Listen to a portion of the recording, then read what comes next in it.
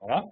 Donc on voit qu'ici, on peut analyser les URL à la main ensuite, et réaliser les copier-coller dans l'outil justement d'analyse des URL que je vous ai montré tout à l'heure, qui nous permet ensuite de constituer l'analyse qu'on retrouve sur le outil analogique. Et il y a un autre usage, donc ça on l'avait déjà. Et il y a un autre usage qu'on a rajouté récemment, c'est la possibilité de visualiser non pas les lignes de log en temps réel, mais les événements de consultation générés par EasyPart en temps réel. Donc là, je vais les cocher, on va faire ça. Et puis, je vais aller cocher tous les biblioplanètes-EasyPart, bibliosciences-EasyPart. Donc là, je vais tous les cocher, comme ça, on va avoir toutes les vraies consultations, on va dire, au sens EasyPart, qui sont réalisées par les chercheurs là, du CNRS. Et donc ça, c'est intéressant parce que ça nous permet d'un coup d'œil, en fait, valider si un parseur fonctionne correctement ou pas. C'est-à-dire qu'on voit, en fait, le comportement du EasyPart au fil de l'eau. Donc là, on voit ce que font les chercheurs, mais pour pouvoir valider quelque chose, il vaut mieux faire un test humain. Donc là, on va dire que c'est moi qui vais faire un test. Je vais filtrer sur mon nom, donc Donc là, je ne consulte rien, c'est normal, ben, c'est vide. Je vais créer un new screen, je vais partager en deux. D'un côté, je vais mettre ce que me retourne EasyPart, et de l'autre, je vais mettre les logs. Alors, on va dire que je vais aller sur BiblioLib. Et donc, je vais aller sur BiblioLib, on va voir ce qui se passe. Normalement, il devrait détecter en temps réel ce que je vais faire. Donc, je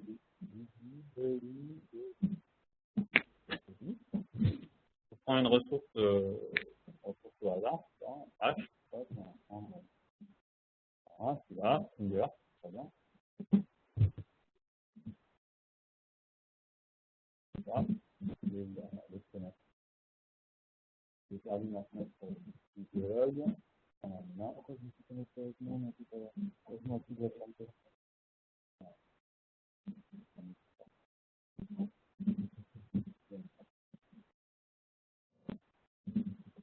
Donc effectivement, c'est Yannick qui s'est connecté, donc on va voir passer sur les Yannick. Donc en bas, dans la partie basse, c'est les logs bruts. Je vais mettre un petit à côté, si jamais. On va voir. Une, deux, trois. Comme ça. On peut pas mettre en premier plan.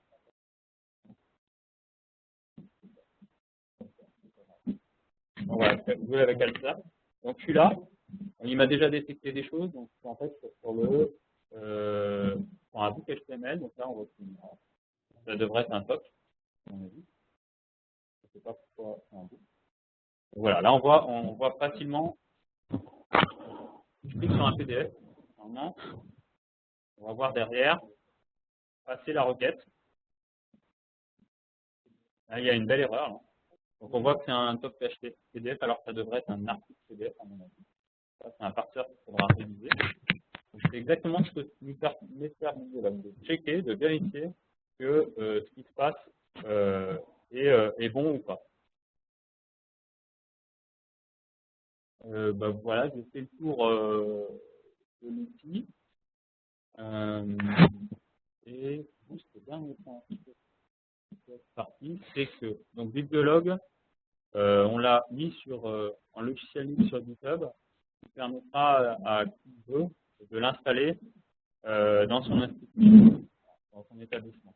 Donc il y a une documentation, j'ai fait une documentation d'un schéma d'architecture, les prérequis, comment l'installer, comment le configurer, et ensuite comment, à la fin, comment le démarrer, comment le vérifier qu'il fonctionne et comment l'arrêter. Donc ça, qui veut, on va dire, peut l'installer, il faut avoir des compétences en informatique, donc travailler avec sa DSI, et avoir accès, bien sûr, au proxy. Ça s'installe pas forcément sur le proxy, il y a un module qui s'installe sur le proxy, c'est ce qu'on appelle le harvester. Donc le harvester, c'est celui qui va aller récupérer les logs en temps réel. Et ensuite, la partie visuelle, donc la partie qu'on voit, que je viens de vous montrer, elle peut s'installer sur une autre machine. Voilà. Mais bon, l'équipe EasyPart est à disposition pour répondre aux questions, si certains veulent l'installer dans leur ensemble.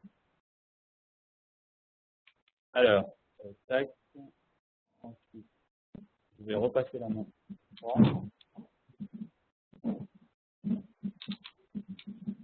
J'ai perdu le... Ah, voilà.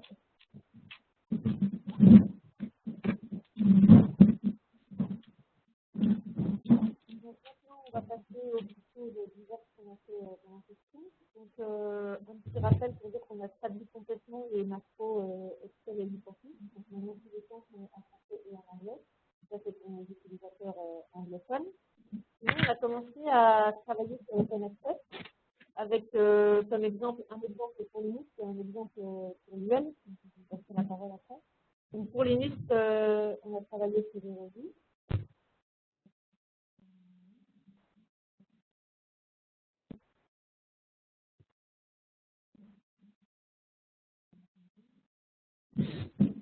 Donc, pour e-revue, la plateforme e-revue, c'est sur du test, donc c'est des logs du test et il n'y a pas d'authentification. Le format d'URL, c'est comme ça, avec un handle et chaque document a un numéro de handle et ils ne sont pas liés les uns les autres. Ça, c'est le sommaire de la revue, par exemple, et ça, c'est un article de la revue.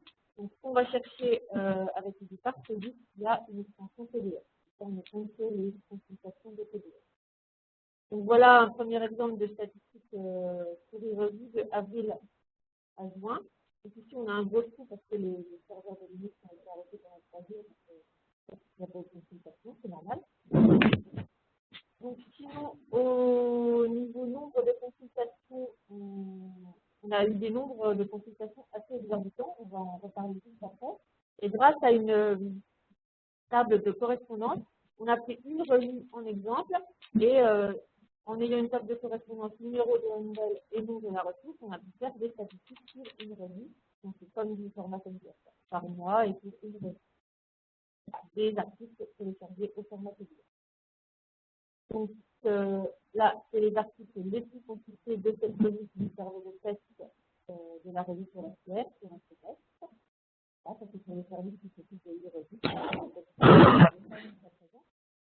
Et pour revenir au nombre de consultations, ce qui nous a mis la puce à l'oreille, c'est qu'un mois de e-revue explosait un an de un portail du CNRS. Donc là, on s'est dit qu'il y avait quand même un X, que les revues pouvaient être consultées, mais pas à ce point-là. Donc, on a analysé les hosts. Et là, on s'est rendu compte que les revues, les robots, donc, là, j'ai juste pris 4 exemples, hein, mais il y a une énorme majorité de robots qui consultent. Donc, par exemple, 27 000 EC correspondent à ces robots-là que vous avez aux États-Unis, 22 000 pour le Google Web, et puis un autre robot en France. Ça, c'est vraiment les tops, mais il y a un nombre impressionnant de robots. Et pour essayer de me rendre compte, là, j'ai classé par, donc, grâce à la géolocalisation sur les champs du parc, on a d'où proviennent les hosts. Et les revues, c'est des articles en français.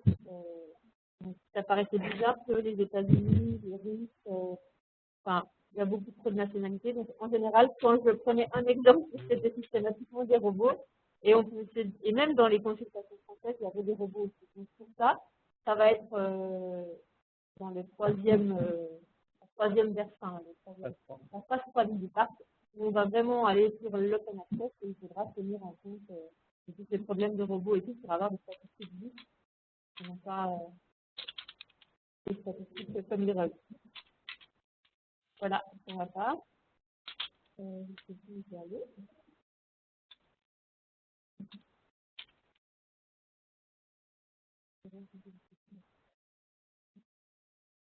Bon, nickel.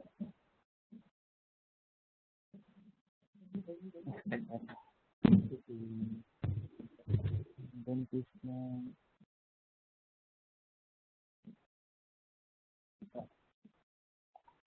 Voilà. Ah, pétale. Oui, c'est ça. Sur la plateforme, c'est l'archive ouverte de l'Université de Lorraine. Et on a commencé à travailler avec Jean-François Luc pour faire l'analyse des événements de consultation, donc des accès à cette archive à l'aide de EasyParse. Donc le gros du travail, ça a été de faire l'analyse pour la plateforme totale qui recueille tous les documents produits à l'université de Lorraine.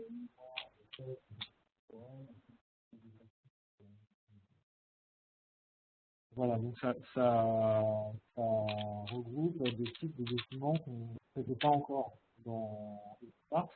Et là, pour l'instant, on était plutôt orienté documents, enfin, les documents auxquels on souscrit auprès des éditeurs privés. Et là, il s'agissait de caractériser les accès à des types de documents universitaires. Donc, il a fallu faire un travail d'analyse de la plateforme et d'enrichissement des événements de consultation d'une manière un peu nouvelle, pour récupérer notamment ces nouveaux types de documents.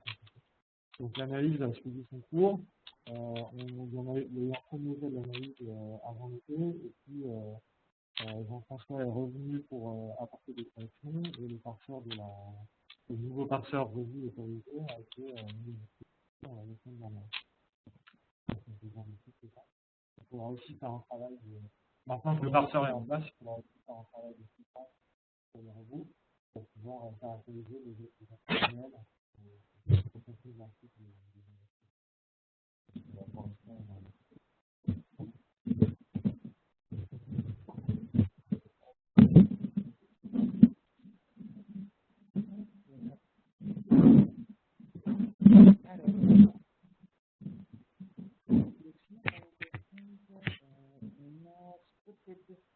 On a détecté deux projets qui ont été motorisés. Donc, je ne vais pas rentrer dans les détails, mais c'est quand même bon à savoir. Ça entraîné des plantages en production, c'était quand même pas terrible. Donc, un qui était en fait directement lié à Node.js, le langage Node.js a été résolu avec une mise à jour récente.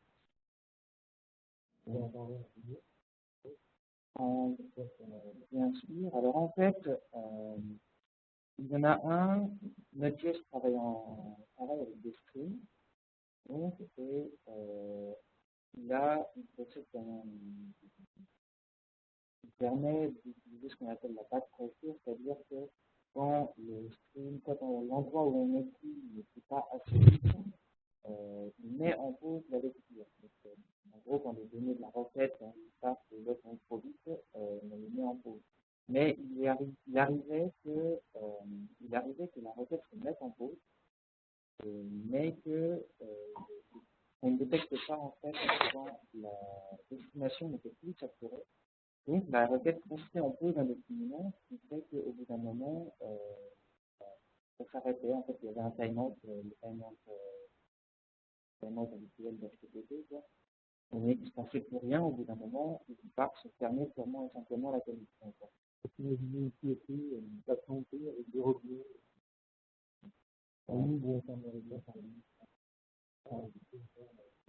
Voilà. Et le deuxième, qu'est-ce que c'était déjà? Ah oui, effectivement. EasyParse avait une fonctionnalité qui permettait, il permettait de regarder en fait les fichiers TKB et de détecter un changement dans ce fichier. Et dans le cas où il y avait un changement, il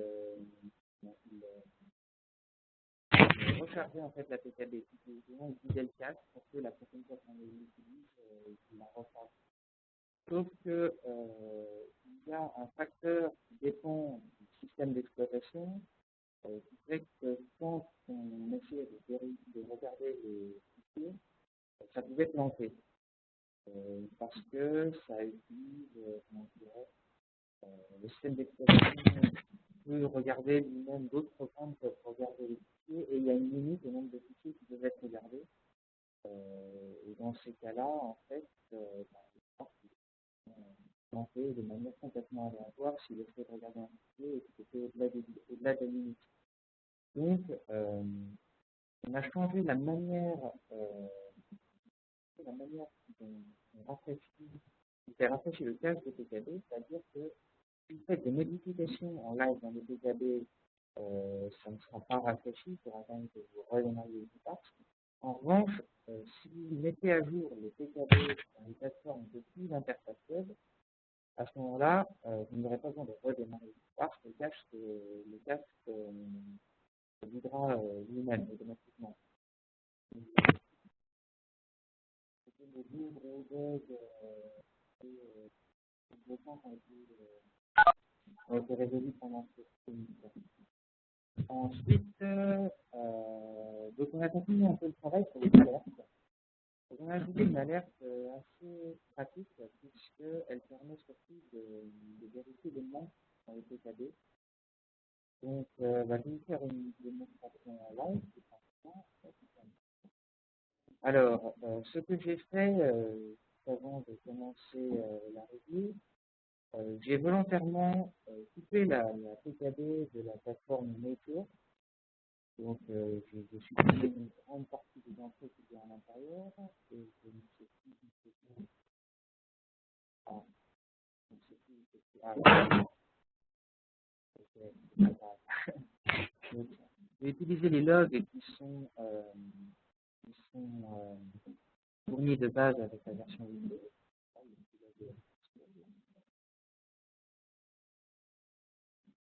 Il se trouve qu'il y a du nature dedans, donc on va pouvoir voir une alerte.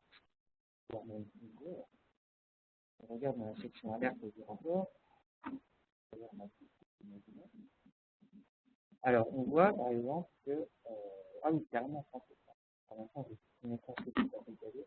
Donc, on voit que toutes les queries, enfin, toutes les recherches dans la PKB ont été infectées. En fait, donc 30% des EC qui possédaient un title ID n'avaient pas de courant dans la PKB. D'ailleurs, on remarque que j'ai rien fait sur SD, fait sur Science Direct, mais que la PKB semble incomplète.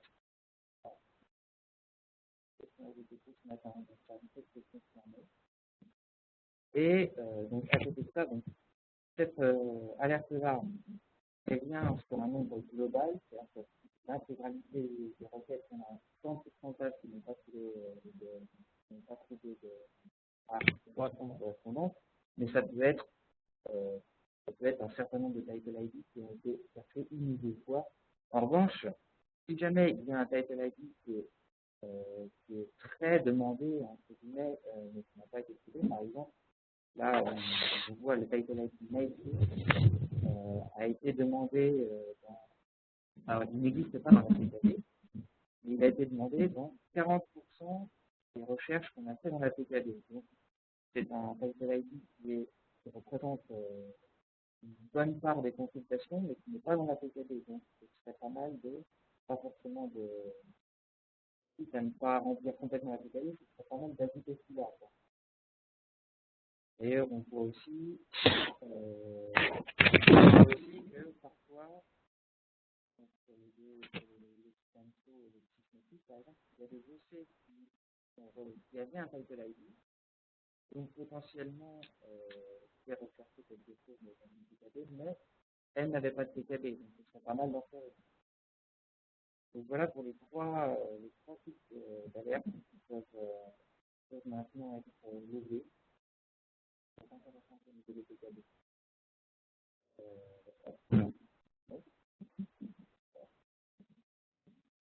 Voilà. Ensuite, alors on a poursuivi un peu le travail sur Printer. Déjà, les rapports Printer sont toujours disponibles en XML, mais ne sont plus en CSV, mais en TSV. Apparemment, ça a changé entre la révision 3 et la révision 4, c'est bien compris. Donc, la révision 4, donc ça va être TSV. Ensuite, alors je ne sais plus si vous avez fait la remarque, à juste titre d'ailleurs, que dans le JR1, c'était de mieux trouver, effectivement. Donc dans le JR1, on prenait en compte que les consultations d'articles en HTML et PDF, alors que le reste était justement à prendre en compte aussi. Donc à présent, on prend en compte aussi tout ce qui est article, donc de type MISC ou éventuellement autre type. Voilà, donc normalement maintenant c'est correct. Et on a fait des tests d'interopérabilité avec mesure.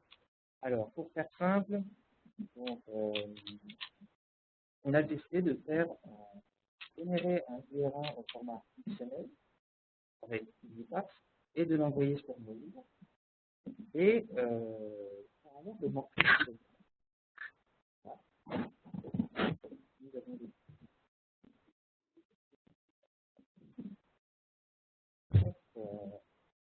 donc, ce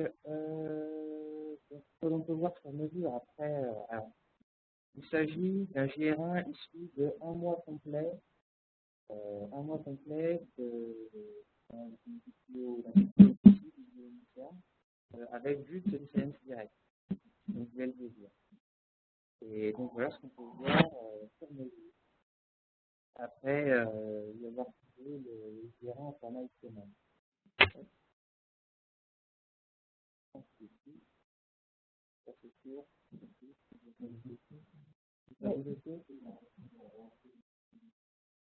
Donc c'est à partir du XML, ça?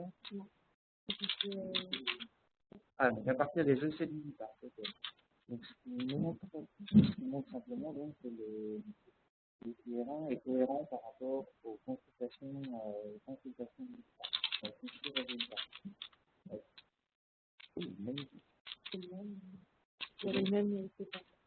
Voilà, donc ça aussi c'est des consultations et donc on voit qu'il y a 127 155 consultations de articles qui sont celles qui nous intéressent justement pour le JR1. Et on peut voir quand on fait le même que voilà, c'est son total correctif. Donc c'était un mois correspondant au 2014. Donc voilà, ce sont des perspectives intéressantes. Donc j'ai l'impression qu'on en a fini. Donc voilà. Si jamais il y a des questions, je repartir dans Parle dans le micro. Je parle dans le micro. c'est bien les questions, on parle maintenant.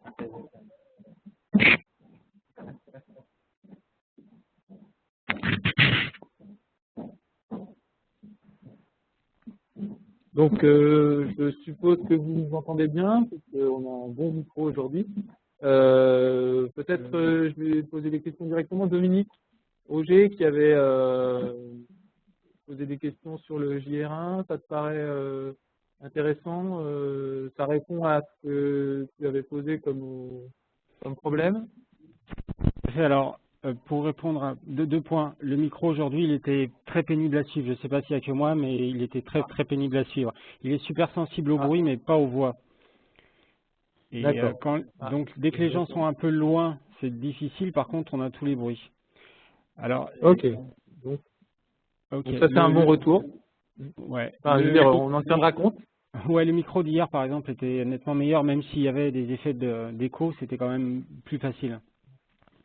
Sinon, sur le JR1, alors effectivement, la prise en compte des autres formats, oui, c'est important parce que ça vous met en conformité. Le fait qu'il soit tabulé, c'est super bien aussi parce que c'est beaucoup plus facile à ouvrir. Et je voudrais revenir sur ce que vous avez développé sur les erreurs, en fait, juste le point d'avant. Les alertes? Oui, les alertes. Donc, sur les alertes des articles, c'est aussi effectivement une très bonne idée, un très bon développement. Et j'avais pensé sur les alertes sur les domaines. Pour l'instant, vous ne faites qu'un fichier, des logs bruts, en fait, sur les domaines non reconnus. Et oui. Je m'étais dit qu'il serait peut-être pratique, surtout pour le bibliothécaire, parce que pour l'informaticien, c'est pas très difficile d'extraire les principaux domaines non reconnus et de les quantifier.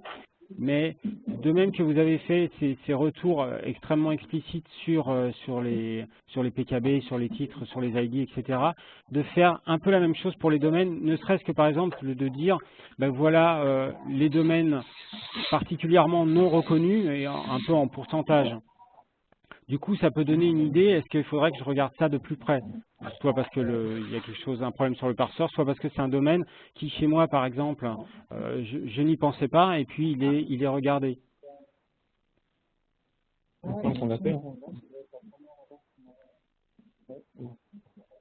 Normalement, si un domaine n'est pas reconnu, mais qu'il représente un certain pourcentage de logs en entrée, c'est censé générer une alerte.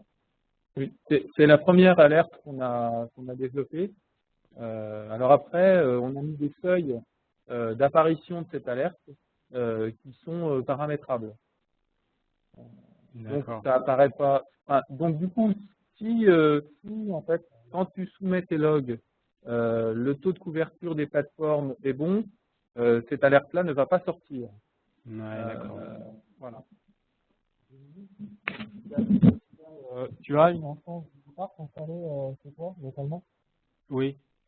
Dans la doc de d'EasyParse, hein, dans la boîte de recherche, tu tapes alerte et tu as l'explication pour les domaines inconnus, justement, avec la façon dont ça apparaît ou pas, avec le taux d'apparition que tu peux configurer dans un fichier JSON. Et normalement, la fonctionnalité c'est déjà avec web, c'est très pratique.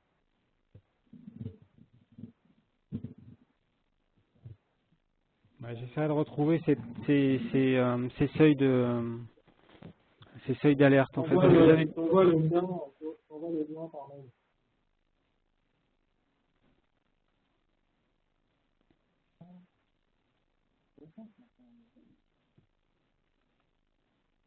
Alors, donc, je vais quand même essayer de faire une démo en live. Une étude est très compliquée et donc, je peux changer le nom de son domaine, du domaine reconnu. Je devrais plus reconnaître le domaine nature.com.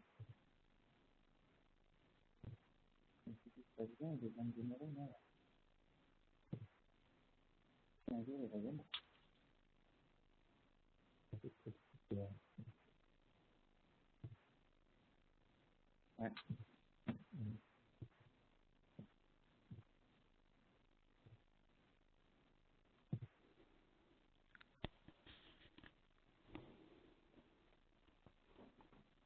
Voilà. Alors, je vais rebalancer le fichier qui est envoyé tout à l'heure.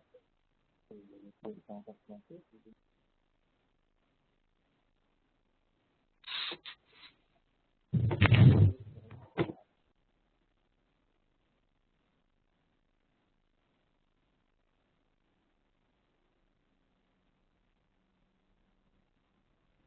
Alors, normalement, si tout s'est bien passé, il devrait m'avoir mis une alerte.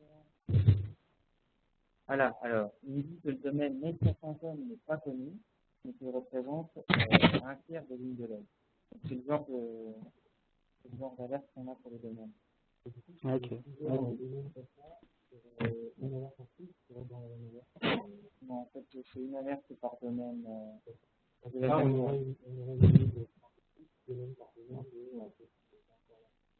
Les alertes sont toujours, c'est comme celle-ci, par exemple, pour l'extension et les métriques, c'est la même alerte, mais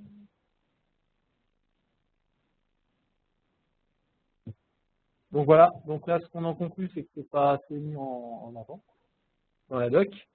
Ouais. On en parlera peut-être sur les Spark User. sachant que je vous rappelle, c'est pas forcément encore le meilleur endroit, mais qu'il est possible de recevoir des notifications par mail en fin de traitement qui contient la liste des alertes qui ont été générées. Donc ça c'est une bonne réponse. Une notification qui sera peut-être dans le profil de l'utilisateur plutôt que dans les paramètres.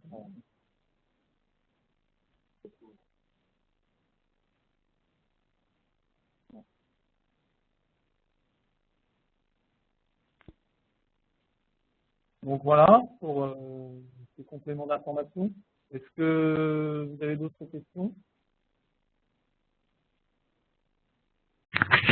J'ose à peine la poser. Thomas, j'en ai discuté un peu avec Thomas au congrès du FLA, c'est Thierry qui parle. Vous avez réévoqué là, c'est Cécilia, une phase 3 de Vipars, une troisième saison. Est-ce qu'il y a des bonnes nouvelles? Ou quelles sont les dernières infos? Pas encore, on n'a pas eu moi j'ai pas eu l'occasion d'en rediscuter côté Couperin, en fait tout se remet en route maintenant là et Couperin se remet officiellement en route le 10 septembre. Ouais, d'accord. Lors d'un bureau professionnel, donc je pense que j'aurai pas de nouvelles avant le 10 septembre. Ouais, d'accord. On en parlera sûrement en Je me doutais un peu, mais voilà, c'était par principe, je voulais poser la question.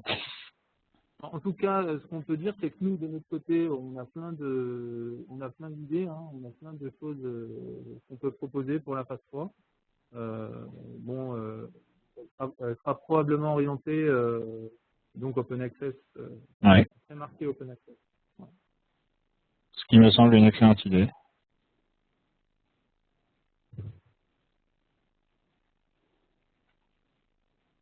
Voilà. Donc, est-ce qu'il y a d'autres questions? Sinon, on va conclure. Je n'ai pas parlé des dates, mais la prochaine sprint review se situera probablement fin octobre. On va essayer de faire des sprints un peu plus longs. On a remarqué qu'on était plus efficace quand le sprint était assez long. Voilà, donc pour l'année 2014, donc, le prochain sprint sera probablement fin octobre. Là, c'est marqué 16 octobre, on va repousser encore un peu. Et puis, le dernier sera juste avant les vacances de Noël.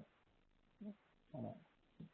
Sachant qu'on pense travailler pour le prochain sprint sur les côtés administration Vipars.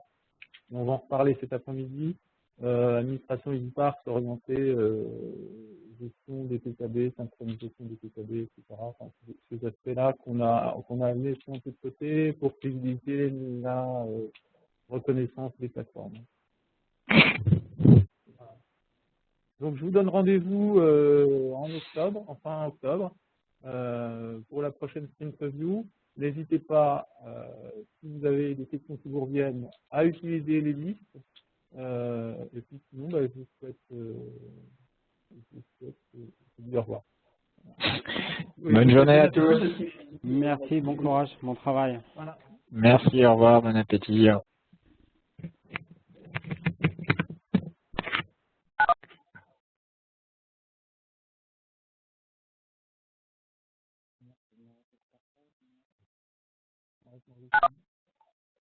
On va